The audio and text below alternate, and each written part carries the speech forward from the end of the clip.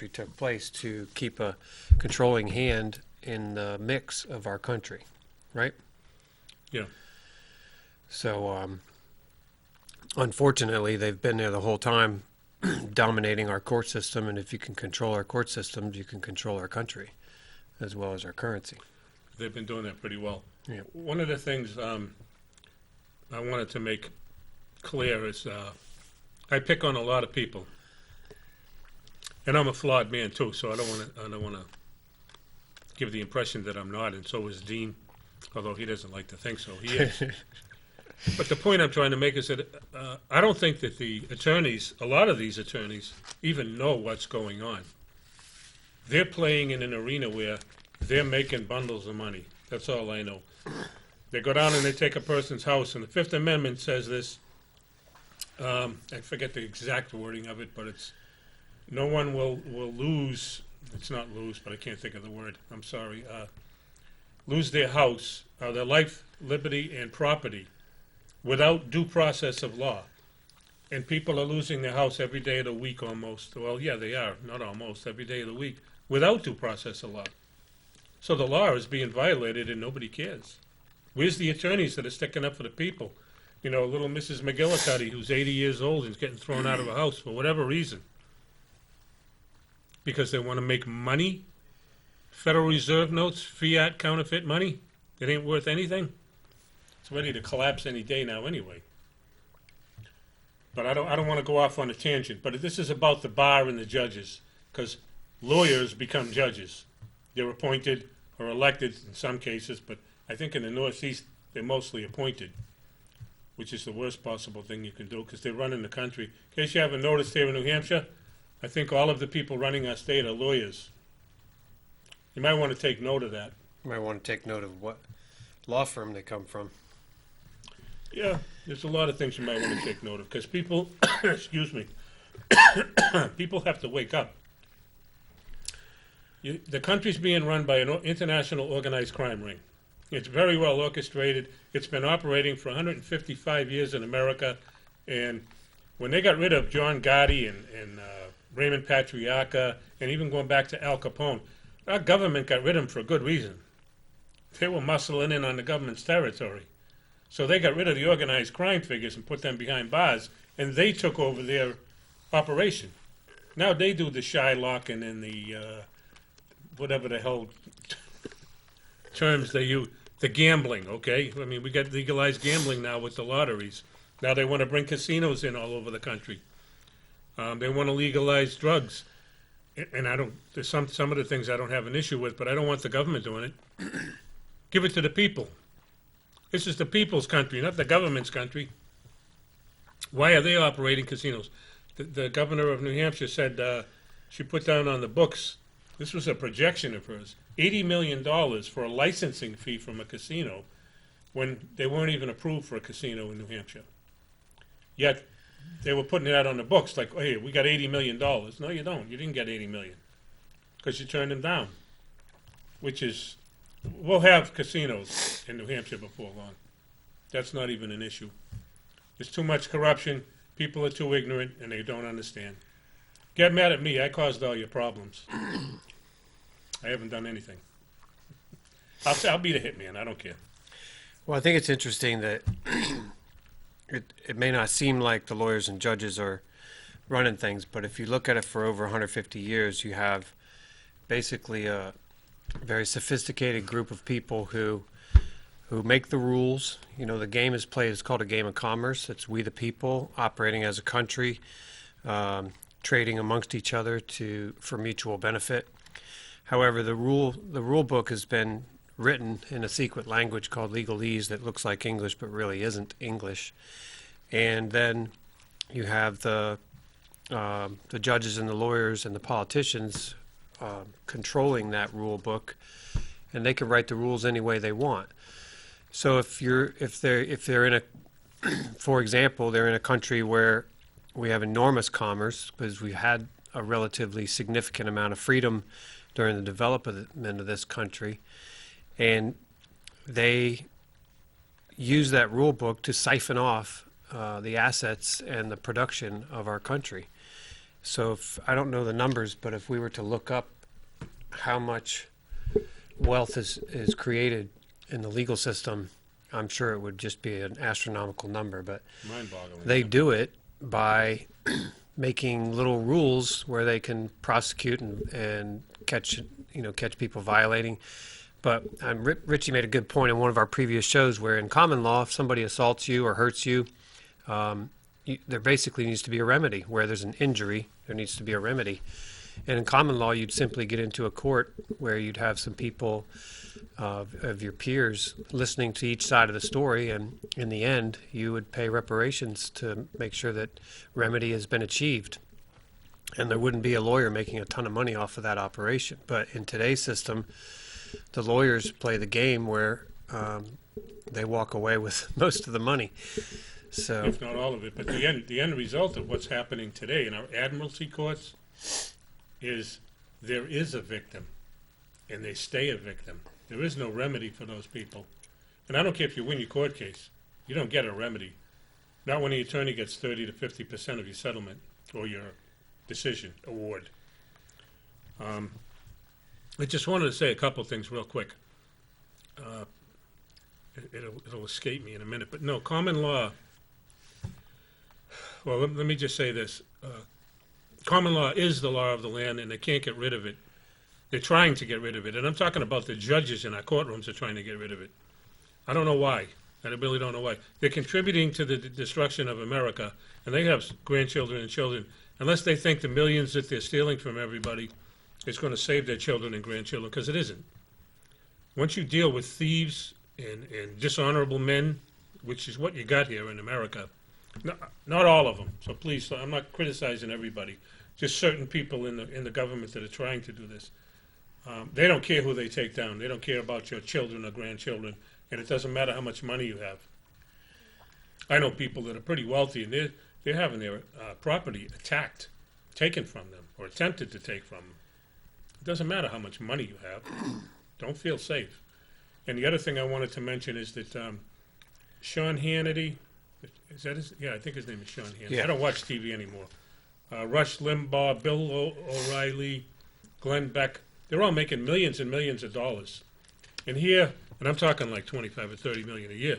Here, me and Dean, we got to split $3 million a year for doing this show. What? yeah. What's so I funny? haven't got my half yet. Oh, you didn't either? No. Oh, well, maybe we don't get anything for doing this. Maybe we just care about our country. That's why we're here every week and doing this. I don't want anything from what I'm saying. Look into what I'm telling you. Share this information. Go to YouTube, and I'm giving you this stuff because it's free. I don't want it to cost anything, not in this economy. What happened to the Constitution? Under YouTube. That's the name of the video. All right? It's a documentary that was very well done. Season of Treason by Kurt Kellenbeck is another one. CAFR's The Biggest Game in Town by Walter Burien, another outstanding one. Because I don't think people know it, but everything in America is a corporation. And when I say everything, I'm including you. You are a corporation. The government made you one. Did you know that? That's a fact. You are a corporation. You're also, and you can look at all this stuff too, you're a lost vessel at sea. You're an enemy combatant to the United States because they're corporation, and you're lost. It's a complicated matter. Watch the videos that I've just mentioned to you, and maybe you can make sense of it. There is many, many more. Chrisanne Hall, she was just here with us. Me and Dean had a thing down in Milford on the 11th, which I believe was last week. Yeah. She was phenomenal on the Constitution. Publius Huldah, Publius Huldah, another phenomenal. These are attorneys, by the way. Chrisanne Hall is a constitutional attorney. Publius Huldah is a former JAG attorney. They're both Publius Huldah is retired. Chrisanne is not. She goes around the country speaking. There's plenty of people out there. Michael Badnarik, Carl Miller. You can catch them all on YouTube. Shinola. Oh, Shinola 101, which is a book by Gary R. Owen. You can find it on Google, free, doesn't cost anything. You have to get informed. You have to take the time to find out, or your children are going to be suffering. You might be too. I mean, we might be too. But your children definitely and grandchildren. We have to get out from under this mess we're in. Richie I'll be mentioned, quiet. yeah, you mentioned that you particularly are a corporation and the government made you one. You can look up on Amazon.com or anywhere you might find books online. And this is a nice little book. It's easy to read. It's not real big, but it's called Meet Your Straw Man and Whatever You Want to Know. This is a great little book because it will walk you through how the system has made you a corporation and how that corporation is used, number one, to control you, and number two, to control your assets and your wealth. Here's another little one called the UCC Connection and how to free yourself from legal tyranny. Again, it's only like $4 or $5 for these books. There's a few more on there when you look it up. The UCC Connection, Meet Your Straw Man. They're very helpful in understanding this stuff, or getting an introduction to it at least. But the straw man just points out that it's not just that they created this corporation, but that corporation, which is you, the all caps name part of you, it's not really you, obviously, it's just something that's made in your name, has a intrinsic amount of wealth that is, for simplification, held in place at the Treasury. And when somebody comes after you in a courtroom, the judge and the lawyer are all colluding to prosecute you based on statutes and codes, which is unconstitutional and is outside of common law, and of course is using color of law to attack you. So, for instance, if you're in a traffic violation or something like that, they're actually accessing your corporation. They're charging your corporation, and they're accessing the funds, the assets of that corporation. So they're making more money than the $175 they're charging you for the speeding ticket. They're pulling money out of your credits at the Treasury. That's my understanding of it. I'm not sure how the whole thing works. Pretty sophisticated, but you are unaware of the entire thing when they claim that you voluntarily entered into it, meaning that you voluntarily entered into a contract, which you didn't. You know, your mother signed over your birth certificate when you were a child, when you were born. You didn't do that, but they used that birth certificate to securitize you as a corporation. And so the whole thing's a fraud. It's not done with mutual consent, nor is it mutually informed about the contracts that you make with these people, or with this government, I should say. And when you sign up with a Social Security card or a driver's license, you're doing the exact same thing. Sign up as a voter registration. These are different ways that you enter into their system as a subject, or better known as a slave, simply because you surrender all of your fundamental rights, all the rights given to you by God or by nature, however you want to term it.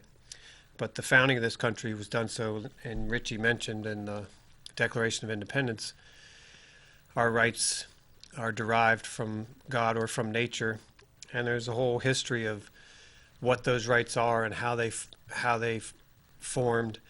And when we founded this country, everybody was educated about that. Everybody was educated about the government system. And today we have more people think we live in a democracy probably than think we live in a republic, which is funny. My dad was my dad was having a conversation with the woman that is the representative of Washington, D.C., and I can't remember her name now, but he had mentioned to her something about our republic, and she goes, "We don't live in a republic." He's like, "The hell we don't." He got in an argument with her. So even a representative for Washington, D.C., I can't remember her name, but I used to live there, so anyway, I digress. Well, yeah, I just wanted to add something on that. Think about what you're living under today, because what you're living under today is a matrix, and you're living on the wrong side. We are all living on the wrong side. And the reason I say that is this is the Constitution. It says it's the supreme law of the land. And the last show, me and Dean both said, we quoted the wrong chapter of this. We both said, or Dean said, I think Article 4, Section 2, and I said Article 6, Section 2. It was supposed to be Article 6, Section 3 that makes you constitutional. you take an oath of office. But under the Constitution, you don't have to pay anything that you're paying now. You don't have to register your car, insure your car, inspect your car, okay? You get a certificate, manufacturer's statement of origin from the car dealership, and you don't need plates or you don't need anything. You can do that now anyway. Get the car right from the factory and tell them you want the MSO. Don't let them send it to New Hampshire or any other state that you happen to live in. You don't have to pay any of this stuff. You don't have to pay an income tax on your wages, because income isn't what you think it is. It isn't. I paid it my whole life because I didn't know any better. I was ignorant. We all are. You have to find this stuff out. You don't have to pay a tax on your wages. You don't have to pay real estate tax. You don't have to pay any of those taxes under common law. None of it. All we're doing is perpetuating the growth of the government that's eating us up. And if we continue to do that, we don't take a stand, it's over for all of us. The freedom that we enjoy here in this country is gone. And with it is the freedom for the rest of the world. Because the rest of the world's looking for us for guidance, and we're not giving it to them. We're all ignorant. Take serious note of what I'm saying. Check this stuff out. Don't be too lazy, too stupid, and too ignorant, because that's what the government thinks we are. They're never going to find it. We'll just keep perpetuating this thing. Look what happened with 9/11. Now you got the TSA that searches people every day of the week without, and it's unconstitutional under Article 4. Check that out. And you got the Homeland Security. What another joke. Homeland Security. Why don't they call it the fatherland? Like Hitler did. Homeland Security. What a joke.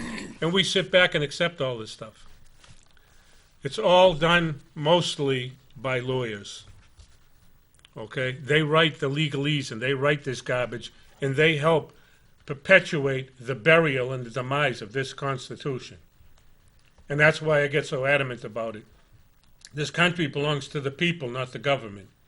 And people who work in government, there's a lot of good people, do something about it. Things that are wrong, find out, read the Constitution, find out what is wrong, and then you stand up. If you got bad people in the government, report them, get rid of them.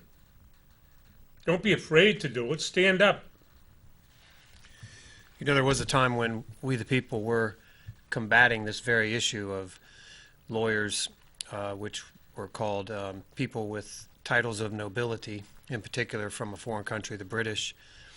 And we created a 13th Amendment that forbid titles of nobility to hold public office in this country.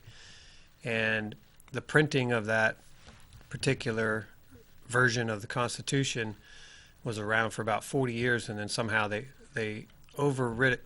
They wrote over the 13th Constitution. They replaced it with a different 13th constitutional amendment. So unfortunately, we lost that battle over time, and we can see the results of it, which is that they're basically raping and pillaging this country and running us into the ground. So Richie and I have copies of that. I take the stand, though, that if something was stolen from me, it's still mine. I want it back. They're stealing my Constitution. They're stealing my rights. I want it back. I'm going to fight for it. And if we don't do that, you're not going to get them. Your children and grandchildren will not have the rights that you enjoy now. And the ones you enjoy now aren't that good. Getting on a plane and being searched by TSA is against your rights. You want to allow it? You're allowing it to happen.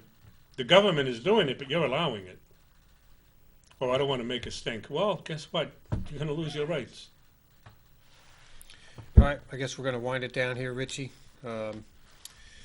Richie and I have one more meeting tomorrow for National Liberty Alliance here in Manchester. If anybody's interested, just email us or contact us on Facebook. And you can look us up, Inform New Hampshire, on YouTube or on Facebook. And we'd love to have you stop by our site and visit and like us and subscribe. And we'll see where this takes us in the future. But I want to thank you all for tuning in. I appreciate your viewership and wish you well. Hope you'll study some of this material.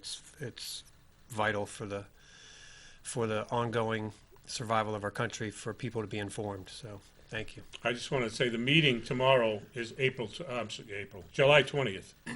I don't know when this particular thing is going to be aired, but July 20th, so if you miss it, you miss it. But if you can be there, it's 125 West Clark Street in Manchester. All right. 6:30 p.m., sorry. And that'll do it. Thank you.